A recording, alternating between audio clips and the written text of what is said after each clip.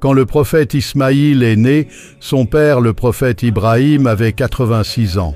Le nouveau-né était comme la prunelle des yeux de son père, et quand Bibi Sarah les voyait, elle était triste de ne pouvoir avoir d'enfant.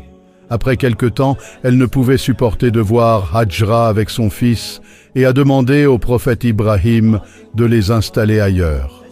Sur ordre d'Allah subhanahu wa ta'ala, le prophète Ibrahim a emmené Hajra et le prophète Ismaïl à Makkah. Dans ce désert, il a laissé sa femme et le prophète Ismaïl a besoin d'Allah souhaitait retourner chez lui en Palestine.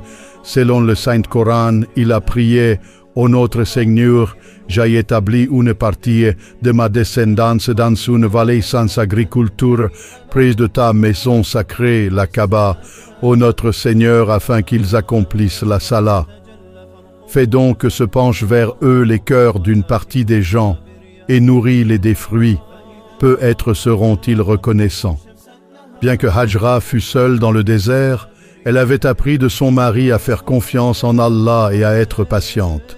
Quand elle a eu faim et soif et ne pouvait plus nourrir son bébé, elle essaya de trouver de l'eau, cherchant entre les collines de Safa et Marwa, mais elle ne réussit pas. Finalement, elle revint triste vers son bébé.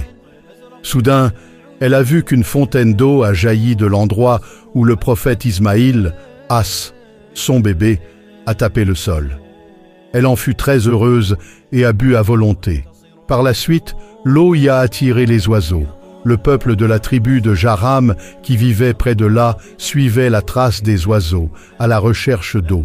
Quand ils ont vu Hajra et le prophète Ismaïl, seuls dans le désert, ils les ont invités à venir vivre avec leur tribu.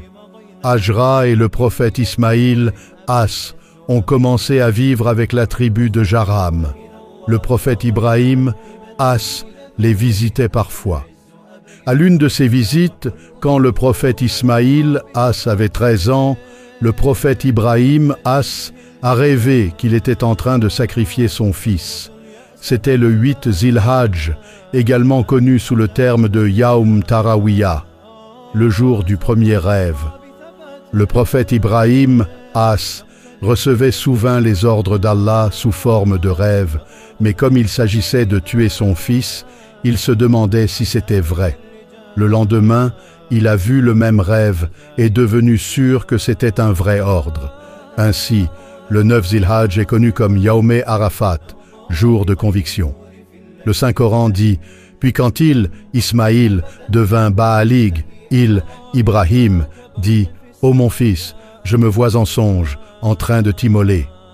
Vois donc ce que tu en penses. » Ismaïl dit « Ô mon père, fais ce qui t'est commandé.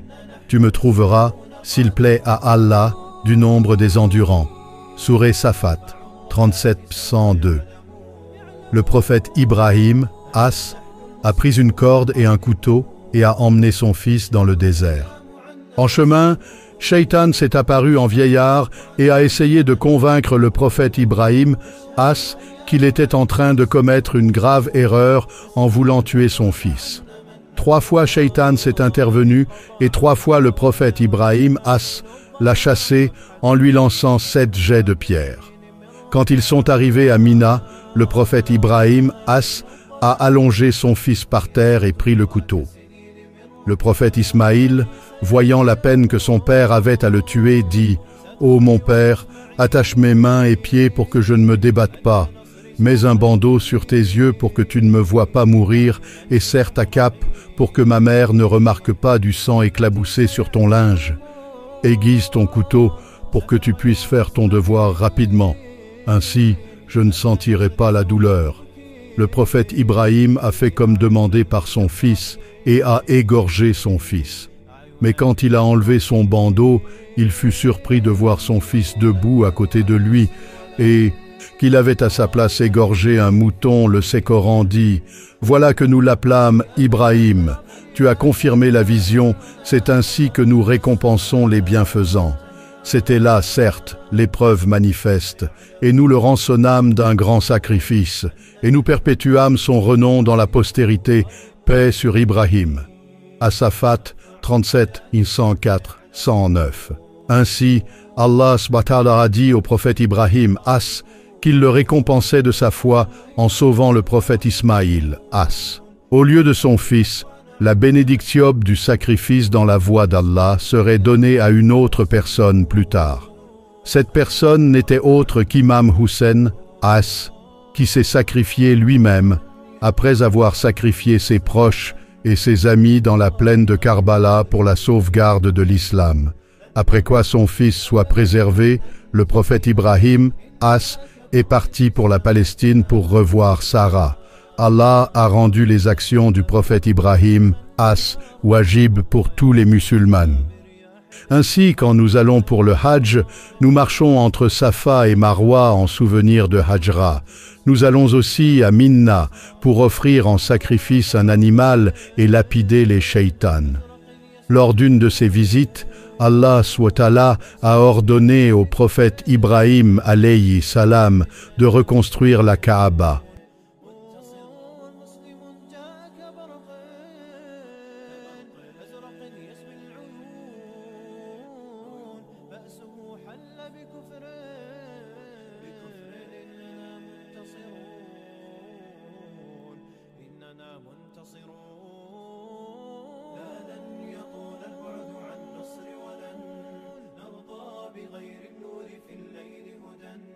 لن ننطفي أبدا لن ننتهي أملا إنا كبرق في السماء جاء ملتهبا فإلى الله مضينا عن حمى الدين لذود أبى العز أبين هكذا طبع الأسود فإلى الله مضينا عن حمى الدين لذود أبى العز أبين هكذا طبع الأسود سوف نبقى بثبات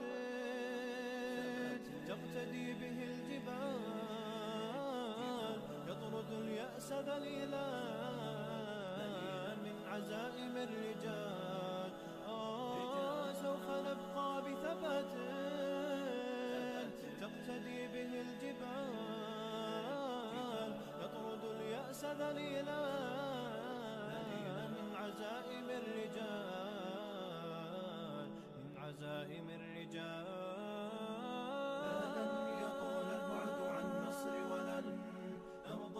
بغير النور في الليل هدى لن ننطفي أبدا لن ننتهي أملا إنا كبرق في السماء جاء ملتهبا نرفع الرايات سوف يعلمون أن نحن المسلمون قادمون نرفع الرايات سوف يعلمون أن نحن المسلمون قادمون تشهد الأيام عنا والسنون فاسألوا الأكوان عنا من نكون تشهد الأيام عنا والسنون فاسألوا الأكوان عنا من نكون انقضى عهد وولى وانتهى ليل الظلام صفحة فينا ستطوى كسنين من ركام انقضى عهد وولى وانتهى ليل الظلام صفحة فينا ستطوى كسنين من ركام